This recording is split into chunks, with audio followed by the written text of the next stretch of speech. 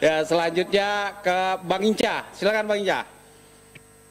Terima kasih pimpinan. Hinca Panjaitan, fraksi Partai Demokrat A526 dari Sumut 3, yang paling banyak desanya dan banyak kebunnya.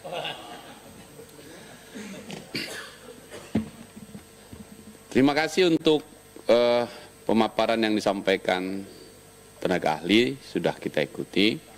Kami ingin memberi catatan dari fraksi Partai Demokrat beberapa hal yang masih sangat mungkin untuk dimasukkan sebelum nanti malam kita memberikan pendapat atau pandangan akhir kita.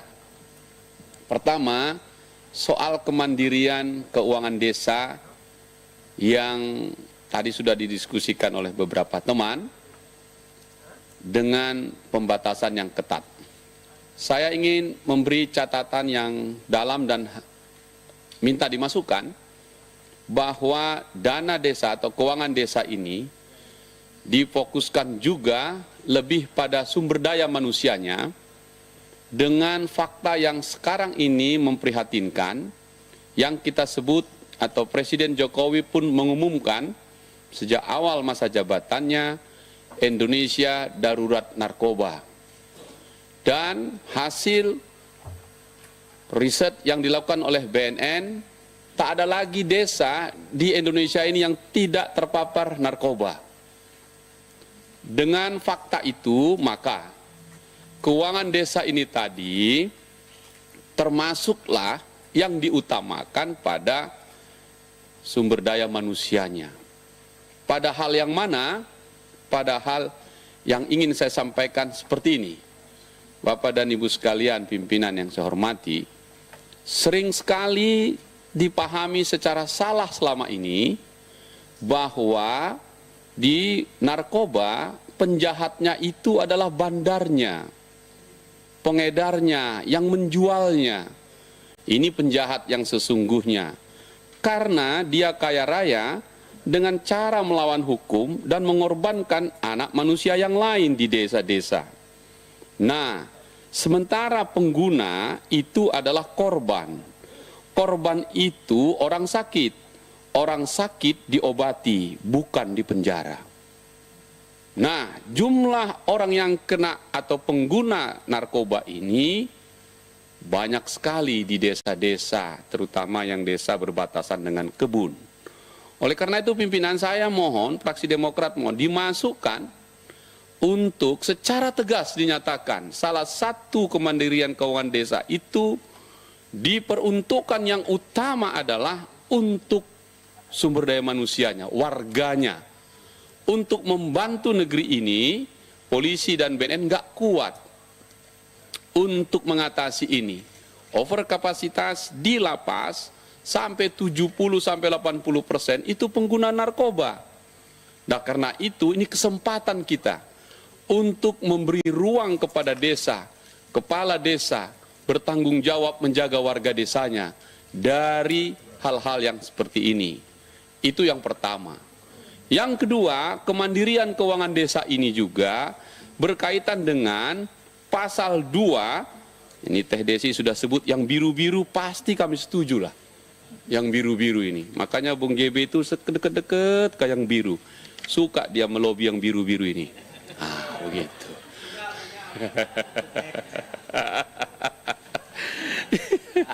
Begini Bang Hinca, karena ada tenda biru itu. Itu dia tenda biru Teh Desi 98 itu. Nah,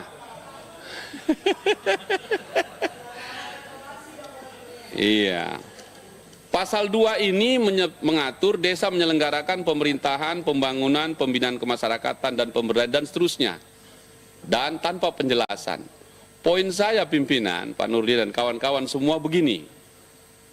Hari-hari ini jumlah orang yang dipenjara karena kejahatan-kejahatan kecil, mencuri sawit 2 janjang, KKO, dan seterusnya, yang cuma 18.000, 20.000, paling tinggi 100.000, di bawah 2,5 juta, itu rata-rata itu di penjara. Nah, gagasan sekarang dengan KUHP baru kita ialah pendekatan restoratif justice. Nah, Ini kemudian diputuskan oleh polsek terdekat dengan melibatkan kepala desa, dan kepala desa bersama yang korban, misalnya kebun yang dicuri dengan pencuri warga desanya, kepala desa terlibat untuk mengakomodir, menjalankan sanksi sosial, pengganti hukuman badan nanti kalau dia dibawa ke pidana. Misal, hukumannya 1 bulan membersihkan rumah-rumah ibadah. Siapa yang menjalankan ini? Tentu sang kepala desa. Pakai apa? Pakai dana desa tadi. Poin saya adalah harus kita selamatkan soal-soal yang sangat kecil ini, tapi berdampak luar biasa kepada APBN kita yang memberi makan nanti di penjara. Biayai polisi, jaksa, dan hakim, sampai nanti kalau masuk penjara atau lapas ya, biaya makannya itu 1 hari 20 atau 30 ribu. Sebulan itu 30 900 ribu kali 1 tahun. Sekian, yang dicuri cuman 27 ribu misalnya. Nah, agar efektif si kepala desa dan dana desa itu masuk dalam paket yang sama tadi untuk korban narkoba dan pelaksanaan pengawasan kerja sosial atau sanksi sosial itu. Dengan begitu, saya setuju, fraksi Partai Demokrat setuju, kemandirian keuangan desa dibatasi dengan nomor urut pertama pada sumber daya manusianya. Itu poin saya untuk kita masukkan, termasuk yang tadi menjalankan cara dia menjadi kepala desa bertanggung jawab pada warganya yang melakukan kesalahan, kejahatan-kejahatan kecil. Yang kedua, pimpinan, tadi kita menyebutkan tentang pasal 5A ayat 1. Ini Bung JB karena merah pun nggak apa-apa dikoreksi merah. Perlu juga merah dikoreksi ya kan? Karena tulisan warna merah ini Bung JB. Ini, iya, merdeka. Pasal 5A, ayat 1, pemerintah menetapkan wilayah desa yang berada di kawasan suaka alam, kawasan pelestarian alam, hutan produksi, dan kebun produksi. Saya masuk yang paling akhir. Berpuluh-puluh tahun, lebih dari 77 tahun sejak Indonesia merdeka, ada enklave desa di antara kebun-kebun itu. Enklave desa itu kemudian terisolir, bahkan kehilangan aksesnya kemana-mana. Kadang hanya untuk memakamkan warga desa yang meninggal dunia harus berputar-putar karena ditutup jalan aksesnya. Oleh karena itu, saya ingin mengatakan Partai Demokrat setuju ini, tapi masuk ke ayat 2-nya agar si dana tadi yang dibutuhkan itu juga dalam kaitan melepaskan belenggu keterisolasian desa-desa itu. Nah, ini kesempatan yang paling bagus. Semua kepala desa ini, pimpinan, di dapil saya sana, Simalungun, Asahan, Batubara, dan lain-lain itu, termasuk Langkat, Sumatera Utara 3. Sumatera Utara 3 ini 10 kabupaten kota ini. Banyak ini, aku hafal ini. Nggak percaya kalian, aku bilang. Tanjung Balai, Asahan, Batubara, Siantar, Simalungun, Karodairi, Pak Barat, Binjai, dan Langkat. Kenapa laku? Itu kalau sudah berfirman Pak Subagio, inilah ceritanya. Jadi yang poin saya adalah penting ini sekaligus memastikan membebaskan belenggu keterisolasian itu. Nah, karena itu kita setuju ini pimpinan. Apakah tenaga ahli bisa membuatkan tambahan rumusannya? Apakah di dalam ketentuan normanya atau di penjelasannya? Kemudian ini masalah ini di kampung kami juga masalah ini ketika pejabat kepala desa yang tadi diangkat oleh sahabat-sahabatnya sebelumnya. Ini biasanya dituju entah dari mana ini. Tak kenal orang kampung itu.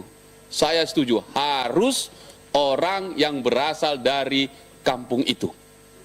Itu betul itu. Kita tidak boleh dari luar karena tak tahu dia apa yang terjadi di kampungnya itu. Nah, ini sehati nih kalau kuning sama biru kayak gitulah. Cuman kuning jarang-jarang datang ke biru. Ya.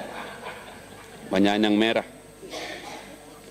Berikutnya ini yang kaitannya kalau yang terakhir ini soal asas hukum, saya setuju Pak Andreas. Ini pimpinan, kita harus mengingatkan semua. Kita ingin menerima banyak masukan untuk kita bikin, tapi tidak boleh menabrak asas hukum yang berlaku ke belakang. Oleh karena itu rumusan yang disampaikan Pak Andreas tadi, saya setuju.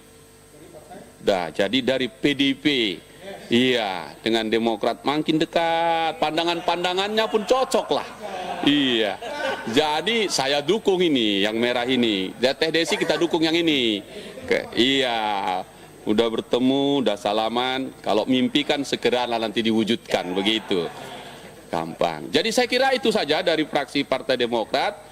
Kita dorong ini secepatnya karena ini momentum bersejarah untuk memastikan desa-desa kita lebih berdaulat ke depan. Terima kasih pimpinan. Terima kasih Bang Inca.